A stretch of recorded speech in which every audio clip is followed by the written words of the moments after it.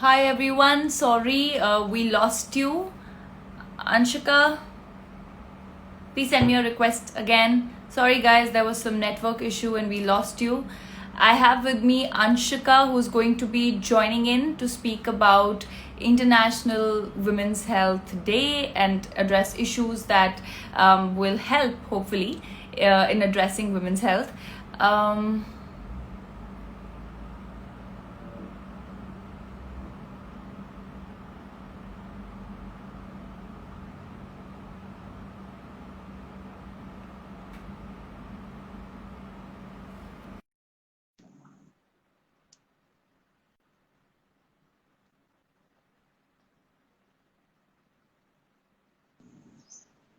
Hi Anshika. Hi, finally. Wow. I feel like I'm seeing you Finally, after, wow. wow. I feel like I'm seeing you after This so many months. It feels like I years know. actually. I But know I'm we so live a lane apart and we still have not been able to see each other. Is this the longest that we haven't met? this is the longest. This This is is the the long this longest. is the longest. And it feels like years. But I'm so happy to see you right now. And I'm really, Like yeah. likewise. And like I was saying, guys, that Anshika is my yoga guru, if I may say so.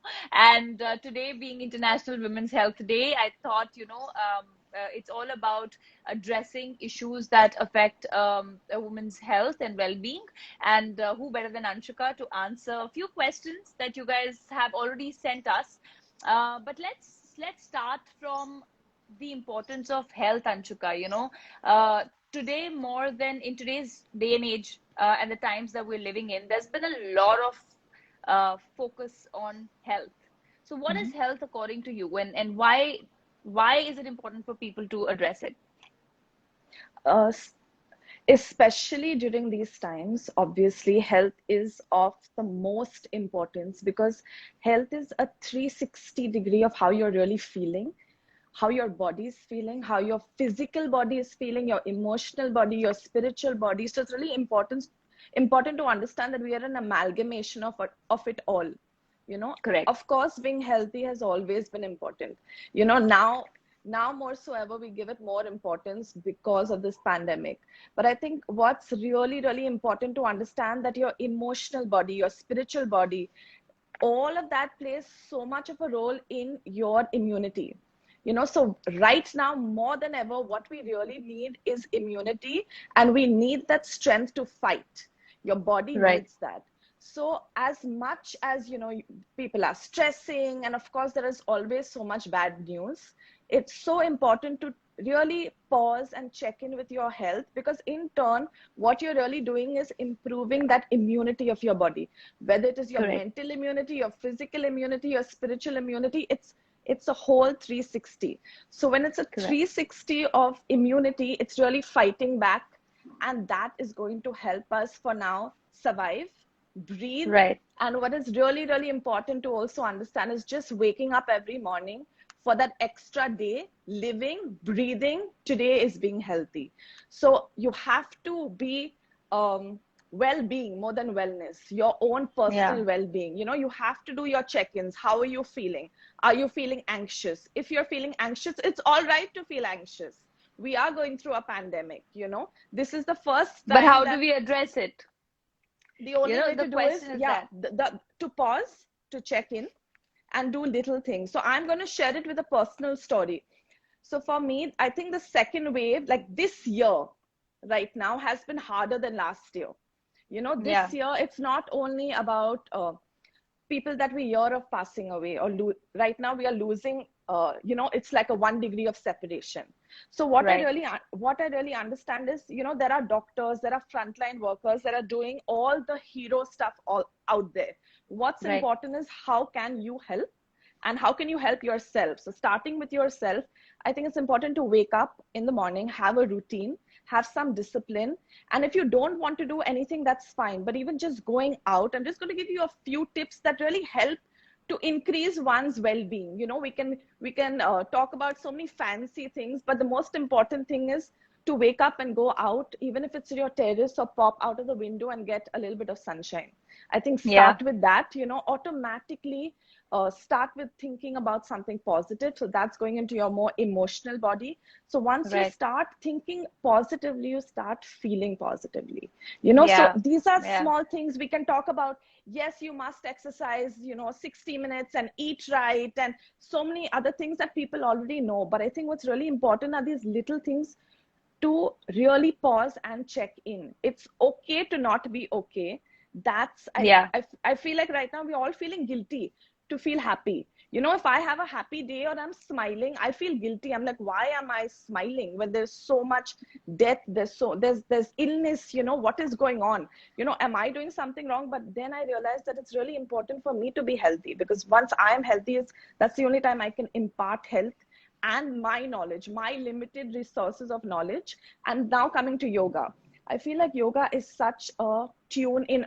Actually, more than me, Rakul, you should be answering this question, to be very honest, because you are such a, no, it's true. I always say that I think you're my top 5 most motivating people. If I need motivation, Oh, you are one of the people that I seek, right? Advice from, even when it comes to health. So I think I remember we discussing about your body is your yeah. first home, right? So when Yeah. we are cleaning a house and we are throwing out all the litter and Why don't we garbage, why clean don't the we do place we that? live in? Clean the place Yes. that we live in. And I've always I've always been a believer of that, Anshika, that the only place you truly live in is your body, and you address it very beautifully, that it's not just our physical body, it's our mental well-being, our emotional well-being, and a lot of conversation has begun on these things. But I think what will help people is understanding the importance of how yoga can help in doing that. right, Yes, there's a lot of guilt associated. Yes, there's a lot of pain that people are going through, and each one of us is hearing very disheartening news every single day. But how do you calm yourself? How do you inculcate possibly meditation? And I know that, and why I'm saying that is because I've said this over and over again, guys. I was not a yoga person ever. I was somebody who thought yoga was really very boring till I met Anshika, and she sort of brought this calmness in my life. You sort of start questioning yourself, reasoning out, solving your own problems through meditation, through yoga, and it's become my sanity. So, can you tell our viewers, our people who are watching, how can they, through small practices, inculcate this peace at this point? so let's talk about meditation. Meditation is, you don't need to go up to the mountains and you don't need to isolate yourself. You can be meditating. Meditating is being present. We can be meditating right now. Meditating is all about being present, but usually with oneself, right? So there are small practices. I know Yog Nidra is one of the practices that you really believe in, which you can talk about. But before that, let me talk about a small thing like candle gazing, which is called Trataka, which is just, everybody has a candle. You just burn a candle and you watch the flame. So Yeah, while that illumination is happening with the flame, all you're doing is really focusing, but really you're going inward. So for meditation can be done in so many different ways, but the most important and the most accessible is your breath. So coming back to yeah, breath, why is breathing so important? Breathing right. We're breathing all the time. I always say it's the only constant that we have. Since the time we yeah, are born till literally your last breath is when you're breathing, and you should breathe right. I can talk about nervous system, sympathetic and parasympathetic, but I'm going to take it with to a yeah, very a layman term. We need to rest and relax. Your body needs to attain the state of relaxation. That is also a form yeah, of meditation. So when you breathe right, that's the nervous system that's being triggered. So when you right. inhale correctly, when you exhale correctly, there's no more stale air in your body. Let's look at this. If I take a deep breath in right now and I exhale, I'm inhaling for about 3 seconds, but I exhale for only 2 seconds, automatically there's some stale air that's left in my lungs, right? So I'm Right. not exhaling enough. Automatically, when I inhale again, I will have only 2 portions to inhale. So my breath is getting smaller. So what's really important with breath work is to understand that your inhalation and your exhalation should actually be equal. So hence we do different kind of breath work, pranayam, to attain that. Now, Right. once you breathe right, all your systems start working correctly. In Correct. turn, all your organs start working correctly. In turn, your blood circulation is refreshed. And like your car, you would send your car for a reboot, or you keep sending your car to fuel up. It's the same thing with each Yeah. organ. If you want And I your think, organs, yeah, the so breathing does that, and no, breathing does absolutely. that, and like yoga nidra, you mentioned yoga nidra. I was going to come to that. A lot of women, I had these questions in my inbox about um how much can women work out? Will it affect their hormonal cycle? Will it affect their periods? A lot of them go through irregular cycles, and I think proper regular practicing of meditation, this pranayam and yoga nidra can help, because like you said, it switches off your body from the fight or flight mode and converts it into a calm and relaxed zone. It gives you that Right. disconnect, and I practice it post my workout because I love to do intense workouts. And post that, even if you can give your body 15-20 minutes to shut down and sort of adapt, I think that's how all who are listening can bring this into practice. Anshika, we have a lot of questions that I think we should address. So Shruti has asked that how do you start doing yoga if you're a beginner, and what are the baby steps we need to take? Trust me on this, I was a beginner at one point and now I'm an addict. So for now, especially because I mean, you cannot go into a studio. Otherwise, the easiest way would be to just grab a mat and just go into the nearest studio, and obviously learn from a certified teacher. But because we do not have that right now, just buy a yoga mat and try and follow a certified yoga teacher's class. Don't go onto YouTube, because you don't want to get injured. You don't want to just learn from people who are putting content out there that are not certified. That's what I keep talking about. It's very important to learn from the right person. So Right. find any certified teacher. We also offer online classes. Sign up for our classes. Sign up for any class that you can really get access to, as long as it's a certified teacher. And give yourself Right. one class. I think one class will change your mind about yoga. And baby steps as a beginner, to remember that it's not a competition. It's great that you're doing it online, so that you're not really looking at anybody else right now. So I see a lot of that in newcomers, when they're seeing Yeah. other people and they get disheartened. So just to understand, and I think when you allow your body to explore for that 60 minutes practice, it's going to change your mind. Yeah, and I'd just like to add, I've met so many people who say, but I can't bend, I'm really stiff, and how will I do yoga? But trust me, guys, you always begin from not being able to do something to be able to do it, and that's where your willpower comes in. I think all you Absolutely. need, adding to what Anshika said, all you need is the desire to be able to do, and the desire to begin from somewhere. And what's a better time than now? All right, we have our second question by Hina Das, who says how to balance hormones, mood swings, um, especially after menopause. Are there asanas that can help people go through menopause easily? So there are a lot of inversion practices that help to ease out the symptoms of menopause. Of course, menopause is inevitable, and I think the acceptance of what's going to happen. There's so much knowledge out there, is definitely a starter, because you'll have your hot flushes, you'll have your mood swings, and they're going to go on for, sometimes it depends on weeks, sometimes months, sometimes people you know they watch these signs and symptoms for years. But what's important to understand is, if you get a yoga practice which includes a few inversions, that's really going to help your endocrine system. So think of your endocrine system as balancing your hormones. So when it's menopause, for a layman, again, your hormones are out of whack. So it's a hormonal circus. There's chaos. And what yoga does is really calm. It helps to bring those hormones back and balance it. So practices like a simpler inversion would be Setu Bandhasan, your shoulder stand, your halasans. If you can't do a headstand, that's fine.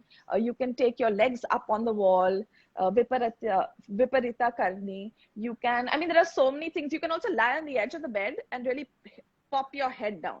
So that's as Right. good as an inversion, because it's stimulating your endocrine system and stimulating your thyroid gland. It's balancing. And Brahmari pranayam, the bee humming sound pranayam.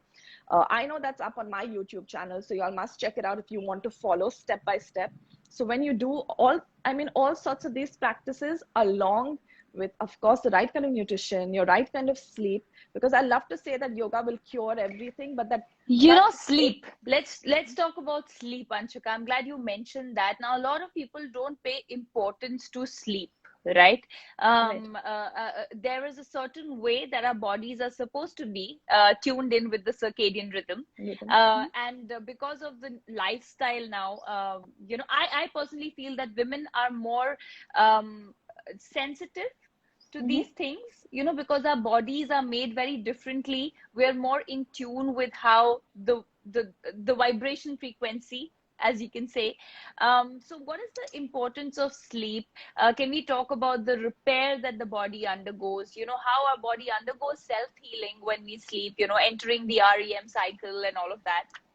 Absolutely. So one thing to understand is that the energy. So what you were saying, the outside energy really affects our internal body. And what is happening, Yeah. why we prefer the circadian rhythm is because you're waking up with the sunrise and you're sleeping when the sun sets. You're eating in between those times. So it's a healthier lifestyle. Your certain vitamins, if you don't get enough sun exposure, no matter how many supplements you pop in, they are not going to get absorbed by the body. So small things like that are really important to note. And when it comes to sleep, I truly believe that nowadays it's very hard to build a sleep cycle because everybody has extreme hard routines. And with Yeah. the rise in anxiety, it's extremely important to get that rhythm back in place. Yeah. Let's think about like your mobile phone. Your battery is going to get drained and then you have to charge it. Similarly, that's your body.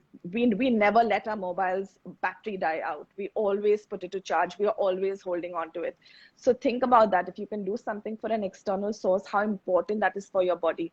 Your anxiety, your mental health, I cannot stress enough, your physical health, they're all interdependent. So it's like saying, Right.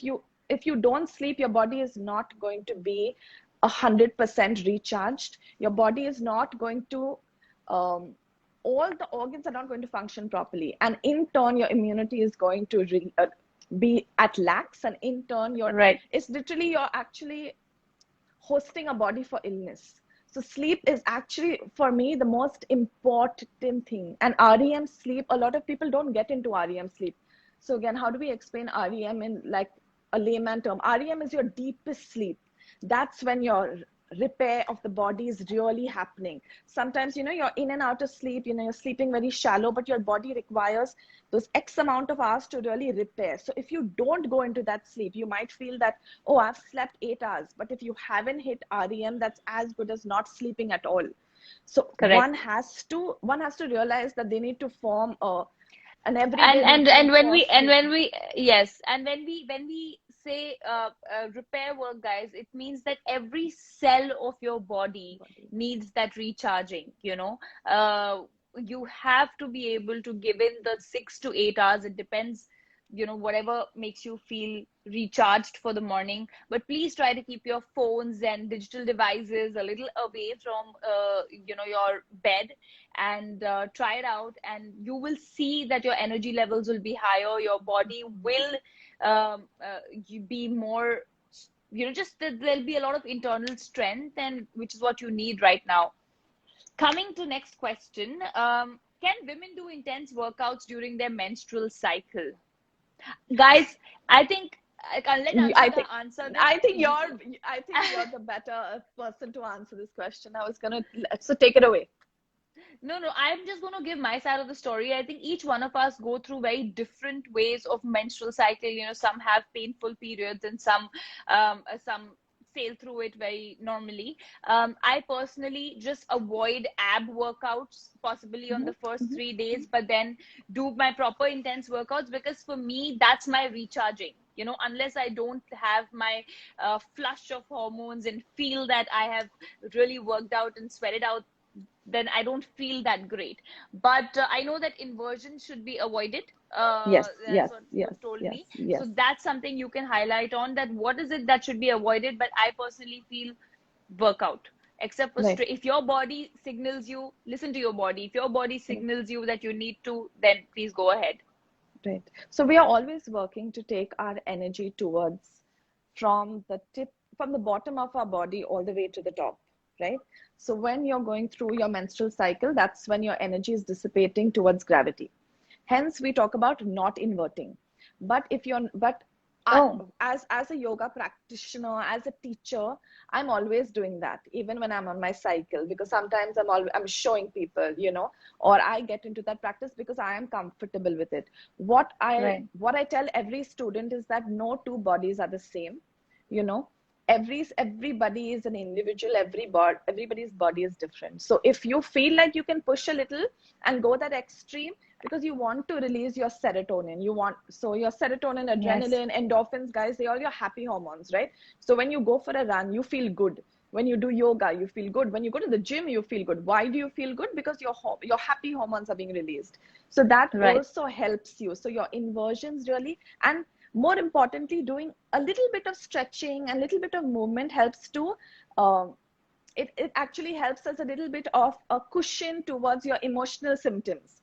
So your mood swings become slightly better during your menstrual cycle. The pain feels slightly better because you're releasing all your happy hormones. So sometimes people that have painful periods, I'll always make them do a practice which actually helps them to they feel like, oh, the pain is gone, but the pain really hasn't disappeared. It's just that your happier hormones have been released a little more. So you're feeling Right. good, you're feeling more refreshed. And yeah, but if you have to go the most conventional way with yoga is not to do any inversions, not to activate any bandhas, which is very important, and also your pelvic floor.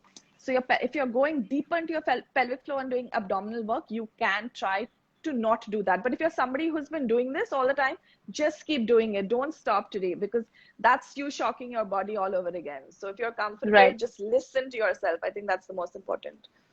Right. So we have another question, which is about chickpeas. Nidhi is asking that I wanted to ask about chickpeas. It's gassy and sometimes gives a feeling of bloating, but is also considered a good source of protein and fiber. What's the catch here? Is it even good for me as I'm trying to lose weight, or should I avoid it? So, of course, if you're feeling these kind of symptoms, avoid it, because your body is probably not responding to that kind of protein. Again, when it comes to nutrition, when it comes to anything, what I've recently realized is even the best kind of protein out there is not going to work the same way for two people. The best kind of, Yeah. the best designed workout program is not going to work the same way for two people. Yes. So if I think something is every not body is working for you, different. yeah, so if something's not working for you, pause, go back, and there are so many alternates right now Yeah. that are widely available. And it's not because you might be intolerant or allergic to chickpeas. Sometimes you might be overdoing it. So anything excessive is also not good. So just Yes. pause and try to change things around. So I think tweaking that a little bit, Nidhi, is much better. Of course, go on, Yeah. Rakul. I know you have something to share about this. Yeah, and I think try soaking your chickpeas in apple cider vinegar overnight.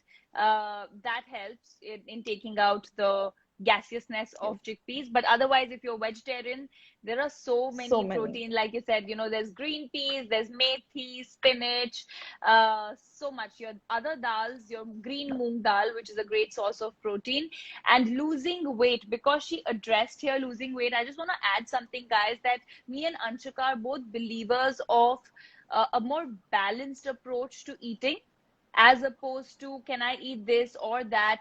Will I lose weight with this or that? We have so many fat diets these days that psychologically start messing with us. Everything we Right. eat, we're thinking, oh my God, is this going to make us put on weight?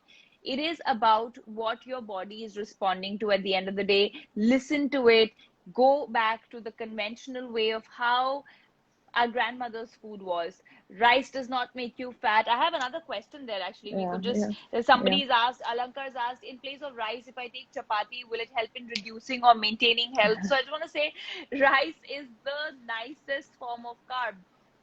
Sweet Absolutely. potato, rice, and these are simple carbs which your body needs as energy, and you're not going to be fat. Now, of course, if you eat half a kg of rice in one meal, it is going to make you fat, or five chapatis, it is going to make you fat. So eat two-third of your hunger and balanced food.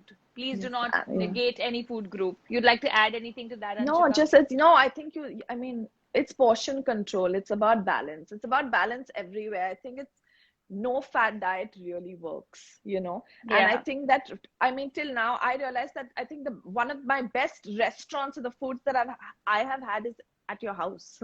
I think your, it's true, your ghar ka khana, I think, like it just beats any restaurant that Bombay has, Oh and my it's so God. tasty and it's nutritious.